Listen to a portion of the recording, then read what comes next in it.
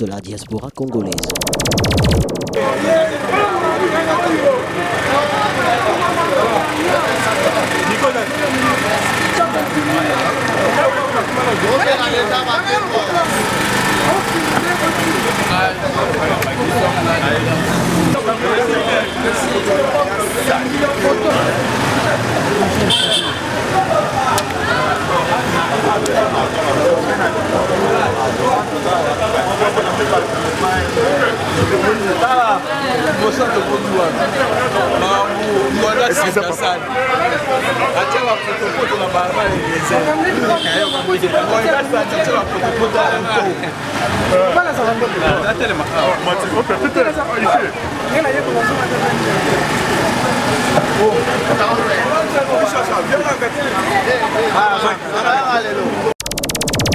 Télévision, la chaîne de la diaspora congolaise.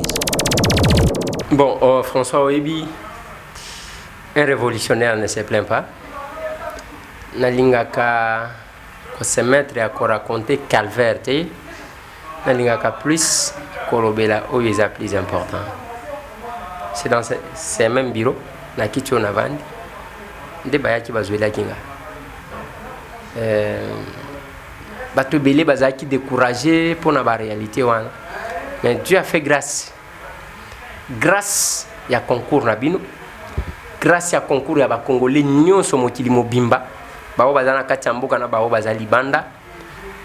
Grâce ya intervention na ba avocat na ngai na ba o bazaki ko bondela na ba o batutu.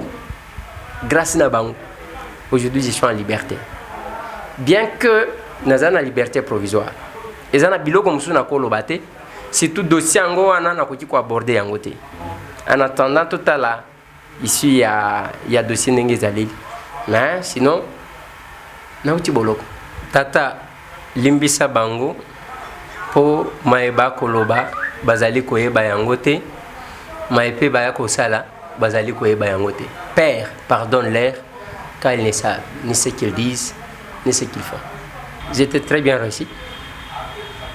Mais les Congolais, au bazana boloko, bazolo bananga, yo place na weza wate. Yo zala gande libanda pour nous défendre bis.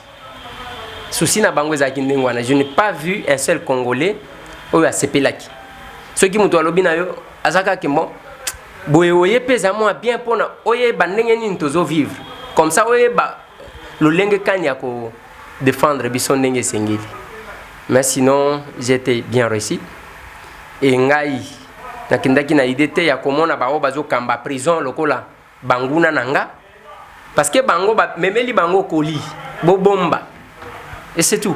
Ceux qui mutu wana bombi malamu te ya koti na place nanga. Et nous nous sommes respectés, to respecter ba principe wana. Et certainement ba principe nyoso ba pesa kinga ko genera ba pavillon musuté na kinda ba pavillon musuté. Je n'avais pas droit au téléphone. Je n'avais pas droit au téléphone. Na keso ki na kutani na batunanga okobanda ko yamba papa na yo likolo pour que toye bakabana nous yamba. J'ai respecté jusqu'à ce que je suis sorti. Te vungulenga na lia kité mais na mona kiam. Bon, na linga ko beta masolo mbongo penzate. Si tu ya ke il faut basunganga. Na linga ko beta ngote. Dominique Diomi. C'est mon représentant. Il y a Dallas aux États-Unis. Asalaki ou Asalaki au balancer, je pense que ça suffit. Ce n'est pas à moi de dire et là qu'on a le bagana batu même tant batu na comme on m'a bengi onde ko Eliezer.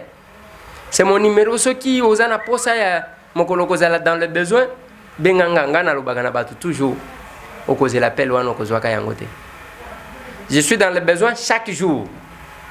Yondo kotala ceux qui osana disponibilité au lingio sunganga usuninga. Cause la tête que coup de fil à Tamboué que je suis. Ce n'est pas de l'orgueil. Ndebouinga nazalaka. Na benjo que non. Oh awa nazana difficulté pesa ngambo na salaka eloko wanati. Et belé ba ebinga ba ebinengwa. Si quelqu'un veut m'assister, d'accord. Si quelqu'un ne veut pas m'assister, il va attendre longtemps mon appel. Na benga raté. Est-ce que tu sais qu'il y a des gens en Makala? C'est un fait c'est moi les bajan. Non, mais bon lui bazabongo. Donc, tu reviens à la asala biloko tungo asala ki na tango. Ba Après, on va aussi continuer. Mais moi, je crois que vous On va imprimer. Ça, si vous allez. Et puis, il va essayer ça. Oui, Anthony. OD Télévision, la chaîne de la diaspora congolaise.